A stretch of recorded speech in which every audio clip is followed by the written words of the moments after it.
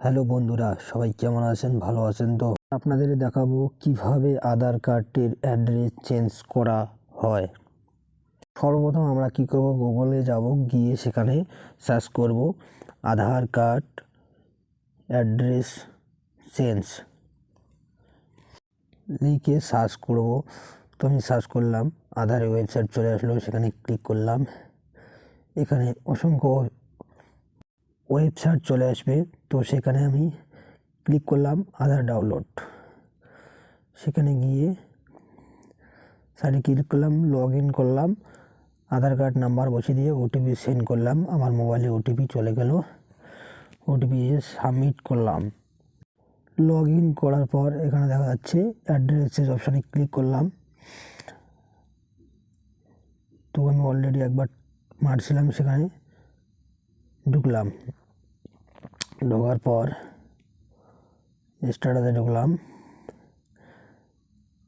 এখানে আমার ওয়েবসাইট খুলে গেল। এখানে যে কেয়ার অফ আছে, সেখানে বাবার নাম বা যদি স্বামীর বাড়ি অ্যাড্রেস হয় তাহলে সেখানে কেয়ার অফের জায়গায় স্বামীর নাম বসাইতে পারেন। এরপরে হচ্ছে গিয়ে হাউস নং, তো সেখানকার বুথ নাম্বার বা বাড়ির নাম্বার বসাই দেবেন। তার পাশাপাশি হচ্ছে গিয়ে অ্যাড্রেস আমি আমার জায়গায় দিয়ে দিলাম, যে জায়গায় যাইতে চাচ্ছি, যেখানে ট্রান্সফার হচ্ছে সেই জায়গার ঠিকানাটা বসাই দিলাম। ঠিকানা বসার পর রোড বসাই দিলাম, লোকাল এরিয়া আমি দিয়ে দিলাম।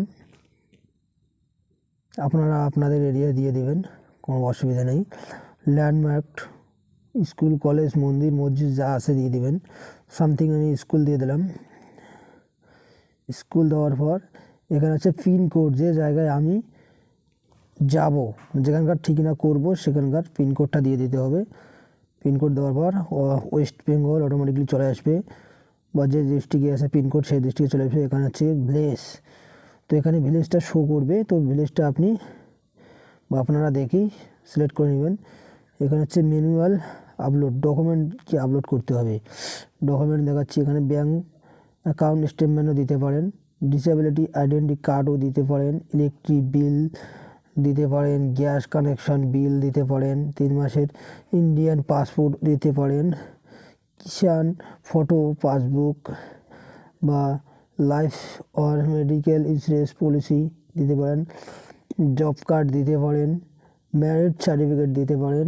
বিবাহিতদের ক্ষেত্রে স্বামীর বাড়ি আসতে গেলে ম্যারিড সার্টিফিকেট দিলেও হয়ে যায়। তার পাশাপাশি পাসবুক দিতে পারেন। ফটো আইডেন্টি কার্ড হিসাবে গভর্নমেন্টের যে কোনো একটা ইস্যু দিলেই হয়ে যাবে। লেবার কার্ডও দিতে পারেন।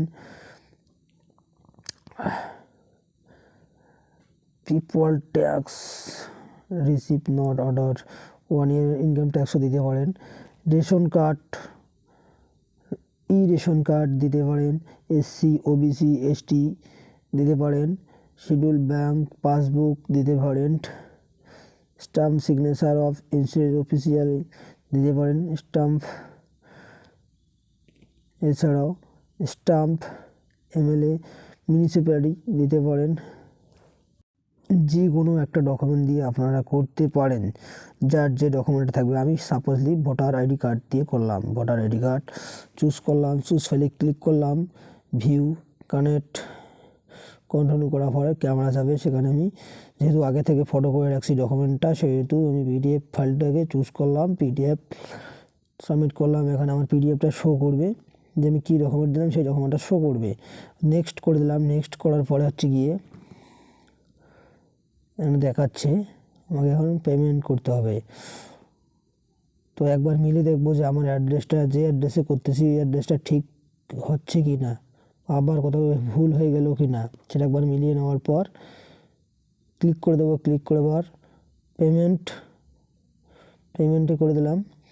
অটোমেটিকলি এখানে আমার পেমেন্ট যাচ্ছে। এখানে একটা ফোনপে মারবো, Google pay, Paytm, net banking, যে কোনো একটা অপশান চুজ করে সেখানে আমি শিওর করে নেব।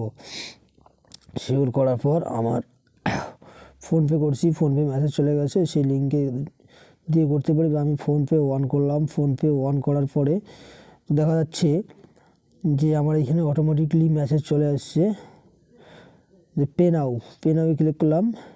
ক্লিক করার পর এখানে আমার পিন চাচ্ছে, আমি অ্যাক্টিভ করে নিলাম। পিন চাচ্ছে, এখন আমি পিন দিয়ে দেবো। পিন দেওয়ার সাথে সাথে আমার পেমেন্ট হওয়ার সাথে সাথে আমার কাজ শেষ হয়ে গেল।